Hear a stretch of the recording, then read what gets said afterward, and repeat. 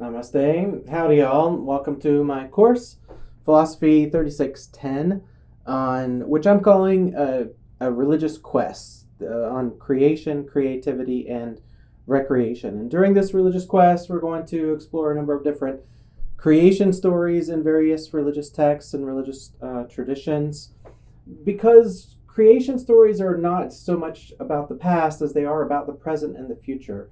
And as I'm recording this on January 19th, 2021, I recognize that we are in a time that is filled with fear, anxiety, depression, sadness, anger, just a lot of anxiety over what's going on in the present moment. And there's a theologian and thinker, Paul Tillich, who says that theology must always speak to the present moment. And as many others will say, a theologian must comfort the afflicted and afflict the comfortable. And anybody who's been in any of my classes knows that I do plenty of both of those things. But right now, at this particular moment, we stand at a time where we need healing, and we need hope and comfort and inspiration. And we also need play. One of the best ways to heal is through play and having fun and learning in a way that's fun and enjoyable and enables us all to grow together and grow alongside one another. So, to that end, I've designed this course. I've been working on this course for many years, at least 5 years and counting. This is Cal. She's helping me teach the course. But, this is a new genre. This is a time that compels many of us to find new ways of teaching, new ways of engaging with students. I wrote my dissertation on the relationship between teacher and student in Hindu and Christian traditions, between guru and shishya. And so it's very difficult to recreate that very intimate one-on-one or small group discussion, that sort of relationship in this setting. But I'm not giving up, but I'm going to try. So any philosophy course, it has to engage in a number of different ways of thinking. There's some philosophers who say that there are two primary ways of thinking: fast thinking and slow thinking. And I think you need both of them to do philosophy. And so to that end, I've designed this course using a lot of different kinds of styles, a lot of different types of learning to suit different learning styles and also to suit different kinds of materials. So I've got quite a number of pre-recorded lectures, which I'll post. Everything you will need for this course is posted on this YouTube channel, and anything that's outside of that or in addition to that will be recommended sources or recommended text that I may put on Blackboard. But everything you really need is right here on this YouTube channel. And I will add more as we go along. So there's the pre-recorded lectures, which kind of does what I would call maybe philosophyology. It's sort of the discussion about philosophy and the discussion about theology and how to study religion and those sort of things, which are really deeply important but aren't always super fun. So I've tried to make them fun and entertaining and a way that you can engage them at your own pace. You can always slow them down, you can rewind them, you can pause and take a break, or you can put them on you can change the speed and go higher so people learn at a faster pace. So that's entirely up to you. But then in addition to that, there's also we're also going to have live broadcast discussions. So I'm going to live stream lectures every Thursday from 6 to 7:15 p.m. Now, this course is designed for you to go at your own pace, and not everybody's available at that time, so that's perfectly fine.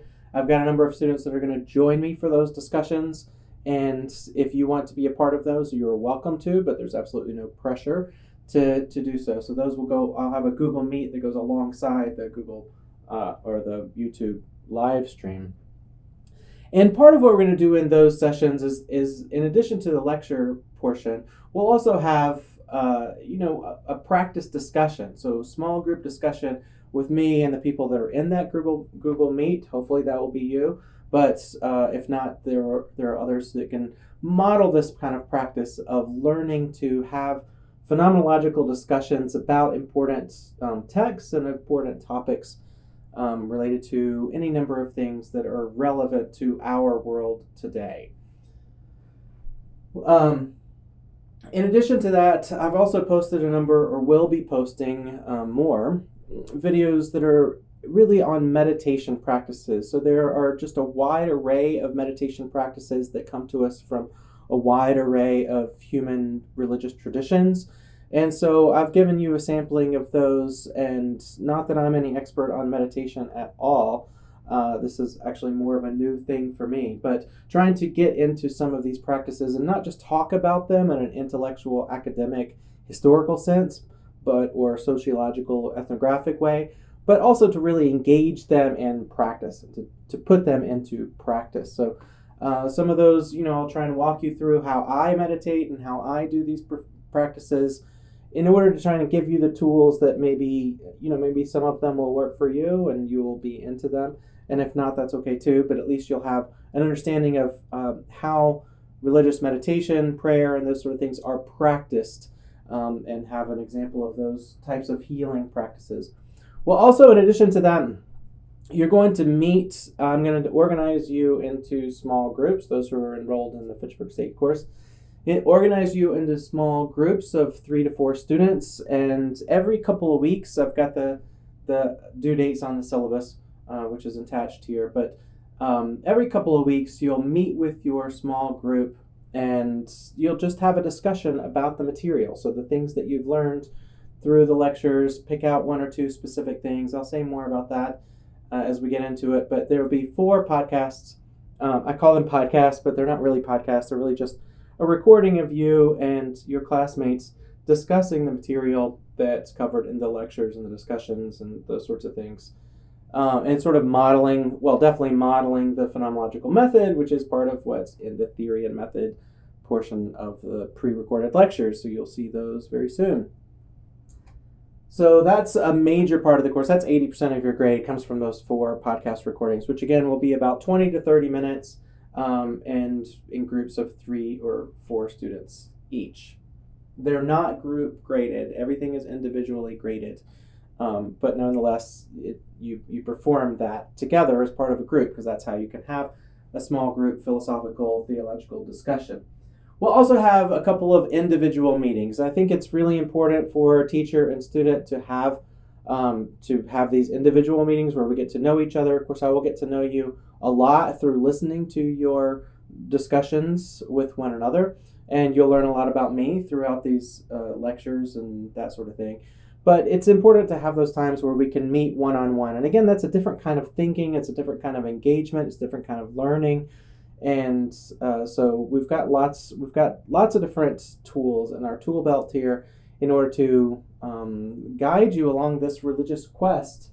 And I also want to say this is all a new genre for me. So these pre-recorded lectures, as you're watching them, I don't know what the hell I'm doing. I'm figuring it out as I go. And some of these, I've improved my equipment and gotten some better equipment, and have some better equipment coming as well.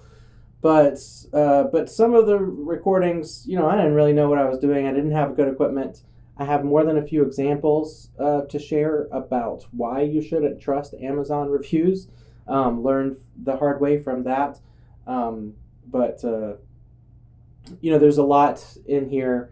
And as I'm going, so just be patient with me. I will get better as I go. I am getting better at it. But, some of the stuff that I recorded a while back, and sometimes I was also learning how to edit. So, and I'm continuing to learn how to edit. I'm just a one-man show here. So anyway, welcome to this religious quest on creation, creativity, and recreation. I'm Dr. Brad Bannon. You can just call me Brad or Guru Brad if you're brave, or Brad is fine. And so I've posted the syllabus, and everything else you need to know is in there. But if you have any questions, including how to contact me, my information for contacting me is on the syllabus, and everything else, feel free to contact me, and I'm happy to answer any questions. So welcome to this course, and I hope you enjoy it as much as I've enjoyed making it, and I look forward to getting to know each and every one of you over the course of the next 6 or 7 weeks. Namaste.